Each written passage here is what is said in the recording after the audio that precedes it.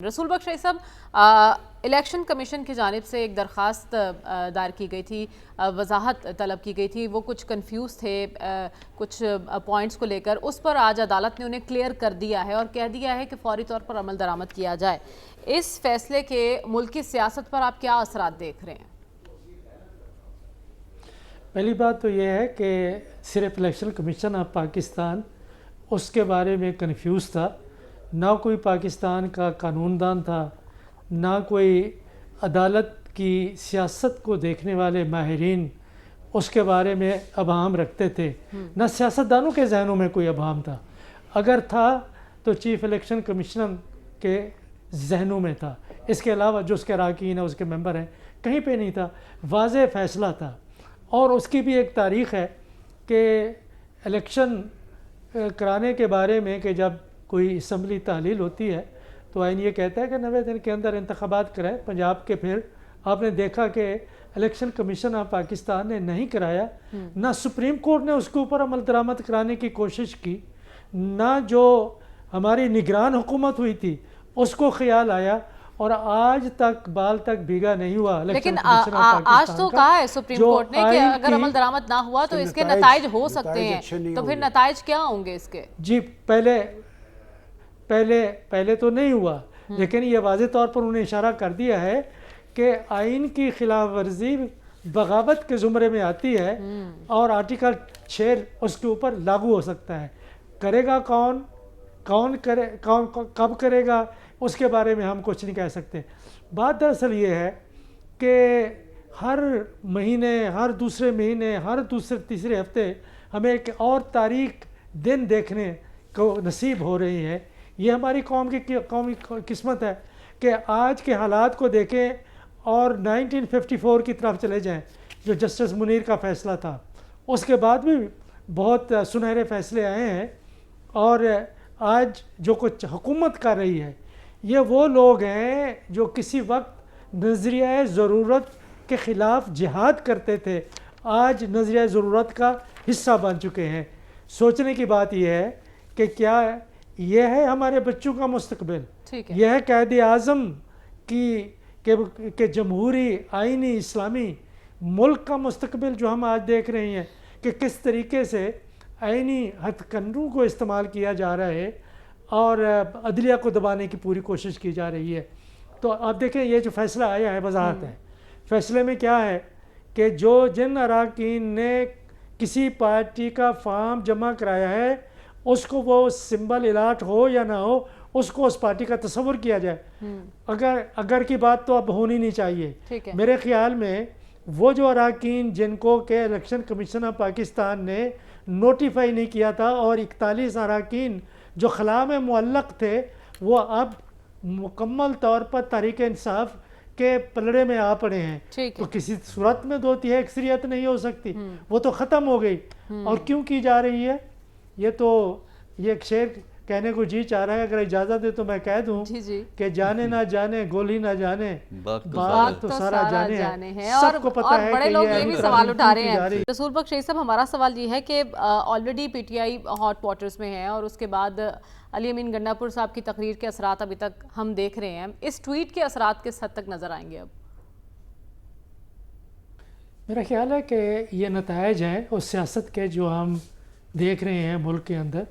کہ تناؤ اور تصادم اور کشیدگی کی سیاست میں ایک صف بندی ہو چکی ہے، آپ مانیں یا نہ مانیں۔ وہ صف بندی یہ ہے کہ تحریک انصاف ایک طرف ہے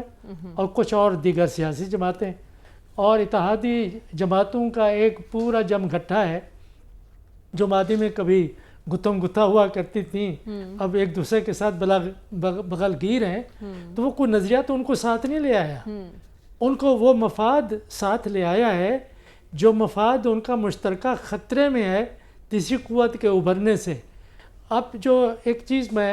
یہاں تھوڑی سی گزارش کر دیتا ہوں، کبھی بعد میں بات کریں گے، کہ پاکستان میں ایک کلچرل شفٹ آئی ہے، اور کئی کلچرل شفٹس پاکستان کی تاریخ میں آتی رہی ہیں۔ اس کلچرل شفٹ کے نتیجے کے طور پر جو پاکستان میں سیاست بنی ہے، اس کے مطابق جو روایتی سیاسی جھڑے تھے ان کی نمائندہ حیثیت ختم ہو چکی ہے۔ لوگ ان کو حقیقی نمائندہ مانتے ہی نہیں، جس طرح سے کہ وہ اپنے آپ کو ظاہر کرتے ہیں یا جو بھی کر لیں، آئین بھی ہاتھ میں ہے، پارلیمان بھی ہاتھ میں ہے، جماعتیں بھی اور سرپرستی بھی ہے، جو کر لیں، لیکن ایک تاثر یہ صرف پاکستان میں نہیں ہے کہ اور ممالک میں بھی ہے کہ اگر آپ جینوئن عوامی جذبات کو سیاسی جائزیت سے ہم آہنگ نہیں کرتے تو ظاہر ہے کہ جو وہ لوگ جو موروثی جنہیں میں کہتا ہوں اور جو نو اور ابھرنے والی طاقت، وہ ان میں تصادم لازمی طور پر ہوگا۔ عمران خان ختم ہو جائے، تحریک انصاف ختم ہو جائے، لیکن یہ ایک جذبہ جو پیدا ہوا ہے اس کو لے کے کوئی اور اٹھ پڑے گا، تو وہ اس قسم کی جو سیاست، گھٹن کی سیاست جو کلچرل شفٹ کی وجہ سے پیدا ہوئی ہے، ٹھیک ہے، اس کی وجہ سے یہ تصادم لازمی طور پر ہے، کیونکہ جو موروثی جماعتیں ہیں وہ اقتدار چھوڑنے کے لیے تیار نہیں ہیں۔ الیکشن میں دھاندلی کرنا پڑے، الیکشن کمیشن کو ساتھ رکھنا پڑے اور عینی ترامیم لانی پڑے، سب کا مقصد ایک ہی ہے کہ ہم نے اقتدار میں رہنا ہے، ہماری اگلی نسلیں بھی اقتدار میں رہیں گی، آپ جو کچھ کر سکتے ہیں کر لیں۔ تو یہ چیلنج آپ صرف پی ٹی آئی کو یا تحریک انصاف کے لیڈرز کو نہیں کر رہے، اب یہ پاکستان کے عوام کو کر رہے ہیں۔ حقیقی مظاہر کچھ اور ہیں چیلنج پاکستان اور کے جو عوام کو آپ ایک کیا جا رہا مصنوعی ہے۔ تو رسول بخش رئی صاحب، حکومت کی تیاری تو ہمیں بھرپور دکھائی دے رہی ہے، لیکن پی ٹی آئی بھی بھرپور کوشش کر رہی ہے کہ ایسی کوئی ترمیم نہ ہو۔ مولانا سے ابھی جیسے میں نے ذکر کیا کہ ملاقات کے لیے ایک وفد جا رہا ہے، ساتھ میں بانی پی ٹی آئی بھی یہ کہہ رہے ہیں کہ اگر یہ سمجھتے ہیں کہ عدلیہ سے متعلق آئینی ترمیم پر ہم چپ بیٹھیں گے تو یہ ان کی بھول ہے۔ ہونے کیا جا رہا ہے؟ پی ٹی آئی کی حکمت عملی کیا ہوگی؟ دیکھیں مریم، کہ آئینی ترامیم اس طرح نہیں ہوتی، بلکہ قانون سازی بھی اس طرح سے نہیں ہوتی جس طرح سے یہاں ہو رہی ہے۔ آئینی ترمیم کے لیے جمہوری ممالک کی تاریخ کو دیکھیں،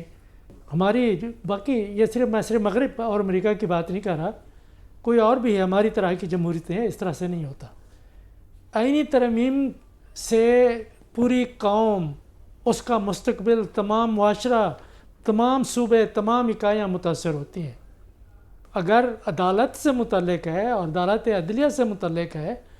اور آئینی ترمیم کی ضرورت ہے تو اس کے سٹیک ہولڈرز کون ہیں؟ وہ ہمارے لائرز کے فورمز ہیں،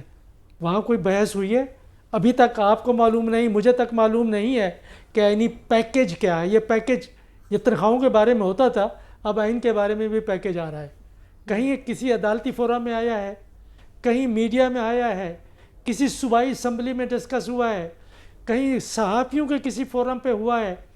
کہ ایک ترمیم لانے کے لیے سال لگتے ہیں۔ امریکہ میں 4000 کے قریب مختلف مقطوع میں آئینی ترامیم پاس کی گئی، لیکن وہ کامیاب نہیں ہو سکی آگے، کہ وہ کانگریس کے کچھ دھڑوں میں ہو گئے، نہیں ہو سکی، آج تک 29 ہوئی ہیں، پہلی 14-15 جو ہے وہ اوائل میں بھی ہو گئی تھی، وہ فنڈامنٹل رائٹس کے بارے میں تھی۔ یہ دیکھیں، یہ مذاق کیا جا رہا ہے آئین کے ساتھ، اور مقصد آپ کو ہم کیوں کہلوانا چاہتی ہے، ہم کہنا نہیں چاہتے، ہم صرف یہ کہہ سکتے ہیں کہ جن کے پاس اقتدار ہے اور جن کے پاس اقتدار کی چابیاں ہیں، ذرا پاکستان کے بارے میں سوچیں، پاکستان کے آنے والی نسلوں کے بارے میں سوچیں، جمہوریت اور آئین کے بارے میں سوچیں، عدلیہ کی آزادی کے بارے میں سوچیں۔ آپ ججوں کو نکالنا چاہتے ہیں، نکل جائیں گے، نئے کو لانا چاہتے ہیں، نئے آ جائیں گے، کسی کو مزید رکھنا چاہتے ہیں، مزید رہ جائیں گے، لیکن پاکستان مستحکم نہیں ہوگا، سنبھل نہیں سکے گا، ہم آگے نہیں بڑھ سکیں گے، دنیا میں مذاق بنے رہیں گے۔ یہ دیکھیں، تاریخ لکھی جا رہی ہے کہ کوئی بندہ، کوئی دانشور، کوئی صحافی، کوئی قانون دان، کوئی سیاسی جماعت، کوئی جج آج اس آئینی تقسیم میں کہاں پہ کھڑا ہے۔ اور ہم ماضی کی تاریخ بھی دے چکے ہیں، آج بھی دیکھ رہے ہیں، ہم صرف ایک معمولی سا، ایک سادہ سا، معصومانہ سا ایک انتباہ کر رہے ہیں، باقی وہ جانے، ان کا کام جانے، ہم نے اپنا کام کر دیا۔ ٹھیک ہے۔